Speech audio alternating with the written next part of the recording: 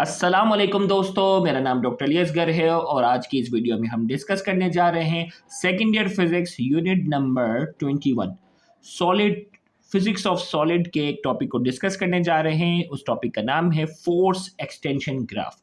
Force extension graph के concept को आज की इस वीडियो में हम डिटेल में डिस्कस करने जा रहे हैं। तो आज के इस लेक्चर को शुरू करने से पहले आपसे एक मर्तबा रिक्वेस्ट करेंगे कि अगर आपने अब तक हमारे इस चैनल को सब्सक्राइब नहीं किया जो कि सिंध बोर्ड टीचिंग के नाम से है, तो काइंडली आज ही आप हमारे इस चैनल को सब्सक्राइब करें और साथ ही साथ बेल आइकन को लाजमी क्लिक करें ताकि हमारी अपलोड करदा तमाम इंपॉर्टेंट वीडियोस की नोटिफिकेशन आपको रिसीव हो सके।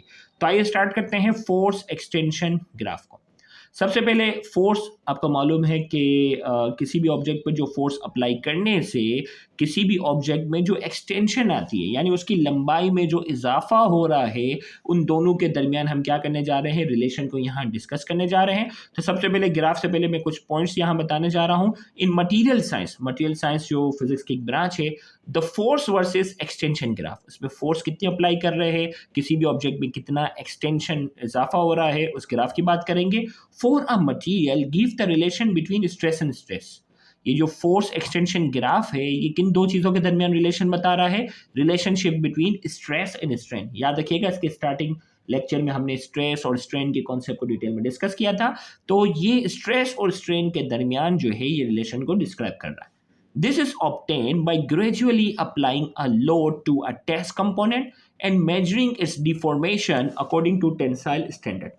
ये कैसे ऑब्टेन होता है, ये फोर्स एक्सटेंशन ग्राफ कैसे होता है, इसमें क्या करते हैं, ग्रेजुअली जो है वो किसी भी ऑब्जेक्ट पर हम क्या करते हैं, लोड अप्लाई करते हैं यानी फोर्स अप्लाई करेंगे to a test component and measuring its deformation. Load apply करने से उसमें कितनी डिफॉर्मेशन आती है, कितनी तब्दीली आती है, अकॉर्डिंग टू टेंसाइल स्टैंडर्ड। तो टेंशन की जो फोर्स जैसे ही अप्लाई कर रहे होते हैं किसी भी ऑब्जेक्ट पर, उसमें कितनी डिफॉर्मेशन आती है अकॉर्डिंग टू टेंसाइल स्टैंडर्ड। एक बाकायदा एक स्टैंडर्ड जो है वो मुख्तलिफ चीज़ों के इससे मेजर करते हैं, वो इस ग्राफ में हम डिस्कस करेंगे। These curves relieve many properties of material. ये जो है वो ऑब्जेक्ट की कई प्रॉपर्टीज को जो है वो डिस्क्राइब करते हैं। यंग मॉड्यूलस जो कि पहले वाले लेक्चर में डिस्कस कर चुके हैं, yield strength, ultimate tensile strength, ये क्या है अभी हम ग्राफ में बात करते हैं। तो ये बेसिकली हमारे पास क्या है, ये ग्राफ है जिसमें वाई एक्सिस पर जो है वो स्ट्रेस है। स्ट्रेस का सिंबल जो है हमारे पास सिग्मा से यहाँ रिप्रेजेंट किया गया है और इसकी यूनिट जो है वो पास्कल है। स्ट्रेन जो है से एप्सिलॉन से क्या किया गया है, रिप्रेजेंट किया गया है। अब वन बाय वन हम पढ़ने जा रहे हैं। सबसे पहले नंबर 1 जो है ये शो कर रहा है ब्रिटल मटेरियल की बात हो रही है कि जैसे जैसे हम इसके ऊपर क्या करते हैं, फोर्स अप्लाई करते हैं, उसमें क्या आ रहा है, स्ट्रेन आता है। अब ये नंबर 1 ग्राफ हमें क्या बता रहा है, आइए हम बात करते हैं। Brittle material, it represent the behaviour of a typical elastic material which follows Hooke's law. ये जो है वो बेसिकली क्या कर रहा है, ब्रिटल जो नाजुक मटेरियल जो होते हैं वो नॉर्मली जो इलास्टिक मटेरियल है उसकी बात हो रही है कि जैसे जैसे हम उसके ऊपर क्या करते हैं, जैसे जैसे हम इसके ऊपर फोर्स अप्लाई करते हैं तो इसके स्ट्रेन में भी क्या होता जा रहा है, स्ट्रेस का ग्राफ बढ़ता जा रहा है, तो स्ट्रेन का ग्राफ भी क्या होता जा रहा है, ये बढ़ता जा रहा है। तो ये टिपिकली किसको फॉलो करते हैं, it represent the behaviour of a typical elastic material. Typical elastic material के बिहेवियर को शो कर रहा है विच फॉलो हुक्स लॉ, जो कि हुक्स लॉ को फॉलो करता है। हुक्स लॉ में यही होता है ना कि स्ट्रेस और स्ट्रेन दोनों के दरमियान कौन सा रिलेशन है, डायरेक्ट रिलेशन है। As the material is stress, जब उस मटेरियल को स्ट्रेच किया जाता है, the force applied to it increases, उसके ऊपर फोर्स हम अप्लाई करते हैं linearly with the extension up to a point called yield point. जैसे जैसे ऑब्जेक्ट पे हम फोर्स अप्लाई करते हैं वो स्ट्रेच होता जाएगा, उसकी साइज में क्या होगा, इजाफा होगा लीनियरली। कब तक होता जाएगा, अप टू अ पॉइंट, एक पॉइंट तक, जिस पॉइंट को हम कहते हैं यील्ड पॉइंट। यील्ड पॉइंट तक ये होता जाएगा।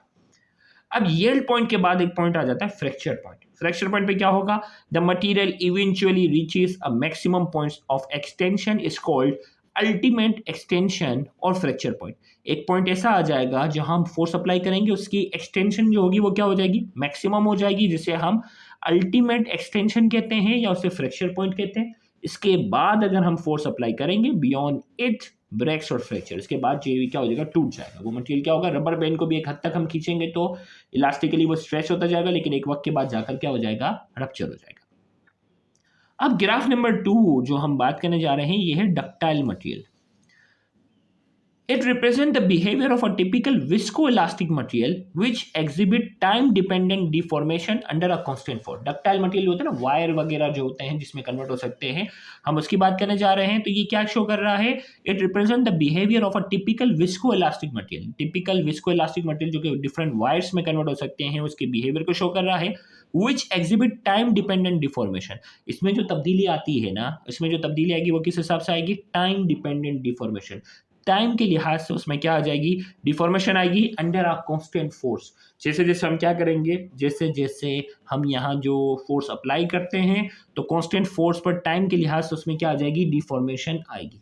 देखिए भाई, इनिशियली क्या था, जैसे जैसे फोर्स अप्लाई कर रहे थे वो स्ट्रेच होता जा रहा था ना, लेकिन अब कांस्टेंट फोर्स अप्लाई की है, वक्त गुजरने के साथ साथ वो वायर क्या होता जा रहा है? वायर जो होता है वो कमजोर होता जाएगा। अब देखो क्या होगा,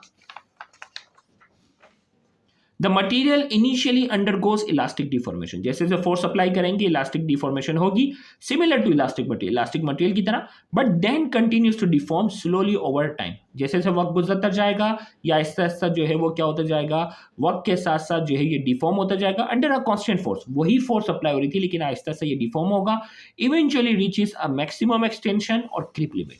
यहाँ तक जाकर ये क्या होगा, जैसे स्टार्टिंग में क्या था, ये जो था वो जैसे जैसे फोर्स अप्लाई होता जा रहा था इलास्टिक मटेरियल की तरह एक्सटेंशन होती जा रही थी, बस अब वही फोर्स लगा के हमने छोड़ दी। लेकिन जैसे जैसे वक्त गुजरा, साल गुजरा, 2 साल गुजरे, एक लंबे टाइम ड्यूरेशन के बाद जो है वही क्या होता जाता गया है? डिफॉर्म होना शुरू हो गया।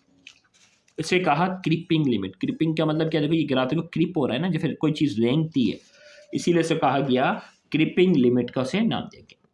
अब आते हैं plastic material. It represent the behaviour of a typical, देखिए ग्राफ नंबर 3 की हम बात करने जा रहे हैं। Graph number 3 typical plastic material की बात हो रही है। ये क्या शो कर रहा है? It represent the behaviour of a typical plastic material. Typical plastic material के बिहेवियर को शो कर रहा है, which exhibit permanent deformation when subjected to a force. उसमें क्या होता है? टिपिकल प्लास्टिक मटेरियल की बिहेवियर को शो कर रहा है। इसमें क्या होती है? परमानेंट डिफॉर्मेशन होगी जब उसके ऊपर क्या करेंगे? फोर्स अप्लाई करेंगे। अब देखो क्या होगा, the material undergoes plastic deformation immediately. Elastic plastic material जो होता है जैसे ही फोर्स अप्लाई होता है वो खिंचता चला जाता है, विद नो लीनियर रीजन और येल्ड पॉइंट। इसमें कोई ऐसी लिमिट जो फ्रैक्चर पॉइंट होता है ना कि एक लिमिट पे जाता है, येल्ड पॉइंट के बाद जाकर फ्रैक्चर पॉइंट आता है, उसमें ऐसा कोई रीजन नहीं होता। And continues to deform permanently as the force is increase until it ultimately fractures और ब्रेक। यहाँ से कोई लिमिट नहीं थी, बस खींचते जाओ, ये खींचता जाएगा प्लास्टिक मटेरियल की तरह, यहाँ तक के एक वक्त आएगा वो क्या हो जाएगा? टूट जाएगा। और फिर आते हैं स्ट्रॉन्ग मटेरियल की बात हो रही है। Strong material which is not ductile like steel wire, stretch very little and break suddenly. Steel के जो वायर हैं इसमें क्या होता है, ये क्या होगा? स्ट्रॉन्ग मटेरियल नंबर 4 की बात करेंगे। ये जो इसमें स्ट्रेचिंग की जो एबिलिटी होती है वो बहुत ही कम होती है, यहाँ तक कि एक पर्टिकुलर फोर्स जब आप इसके ऊपर अप्लाई लगाते हो तो ये क्या होता है? टूट जाता है। इसमें स्ट्रेचिंग जो है वो बहुत ही लिमिटेड होती है।